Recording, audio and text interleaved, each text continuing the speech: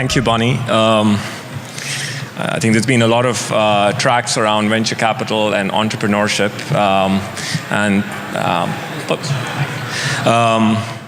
but our journey is, a journey of a heavy-duty hardware startup in general is on the fringes of the mainstream, and some folks have termed it the valley of death that clean tech hardware or scale hardware entrepreneur has to go through, which separates exciting concepts from commercialization. And we ran into Bonnie and her team at JetBlue Technology Ventures roughly last July, when we were making our way through our valley of death with varied levels of interest from a collection of corporates and from some VCs, but generally folks hesitating to take the next step. And it was when Bonnie and her team engaged, it was just an immediate market change. So if you talk about inspiration and speed and drive, it's really changed our journey. So thanks, Bonnie. So we, together with our partners at JetBlue Technology Ventures and Boeing Horizon X, we are working to bring affordable high-speed travel to every community. Our goal is to establish aviation as the leading mode of fast regional transit and as a capital-light alternative to highways and high-speed rail. Over the past 70 years, the jet engine has revolutionized the way we travel and connected the Earth like never in its past. The air miles we travel have doubled every 15 years and have gone from 1 trillion a year in 1980 and on track to 13 trillion by 2030. And driving this growth has been very deep scale down of the costs of flying, and that's dropped by half over the past 30 years.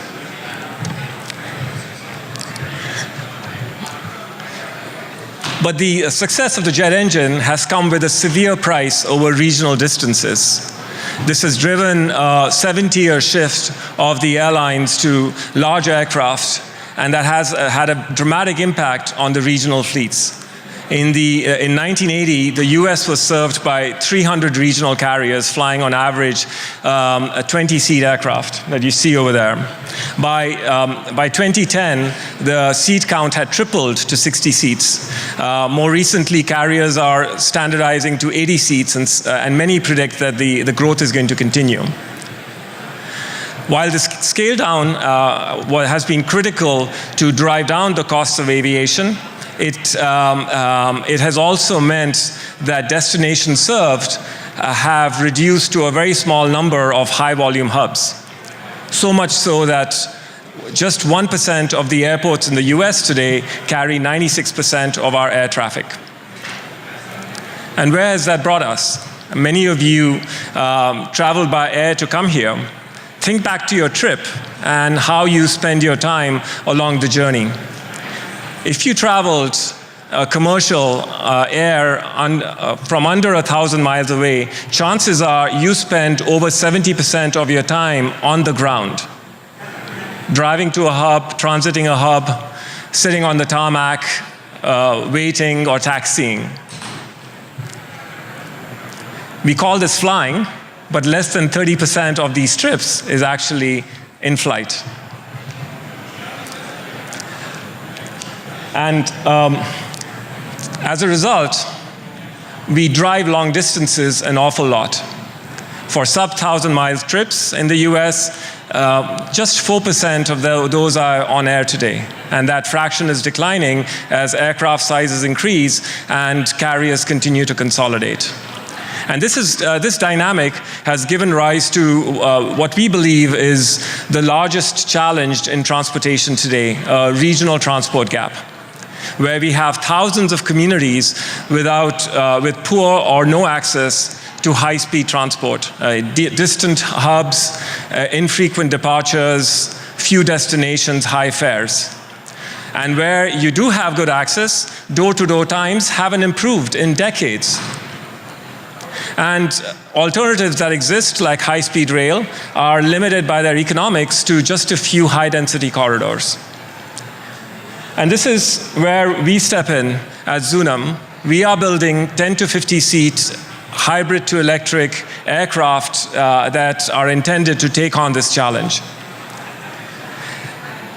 From 700 miles in the early 2020s to 1,000 miles by over 1,000 miles by 2030. These aircraft are tailored for high-frequency services to thousands of secondary airports.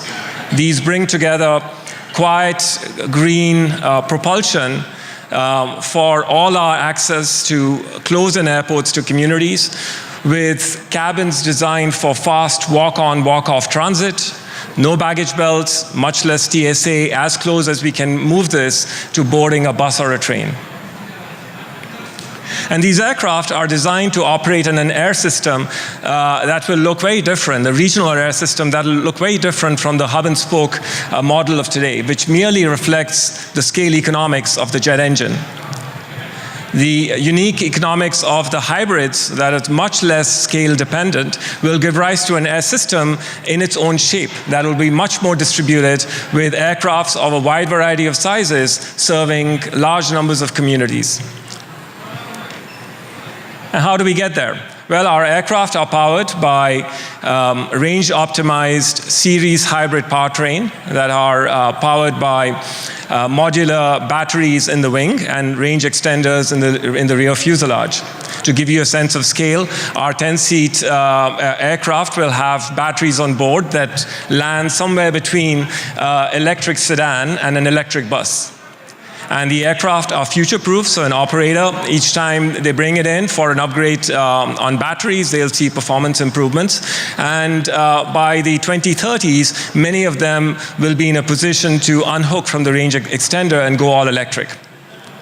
All thrust is generated by the quiet electric propulsors, and these are very much like the bypass fans you see at the front of a jet engine.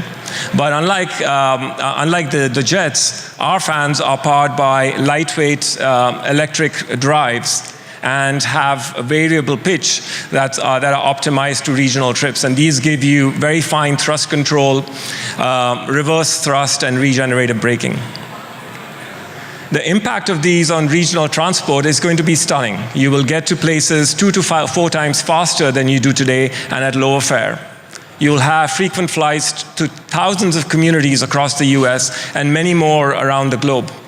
From, as Bonnie mentioned, from the Valley to LA, you're talking 2.5 hours door to door versus 5 hours today, and roughly $170 round trip.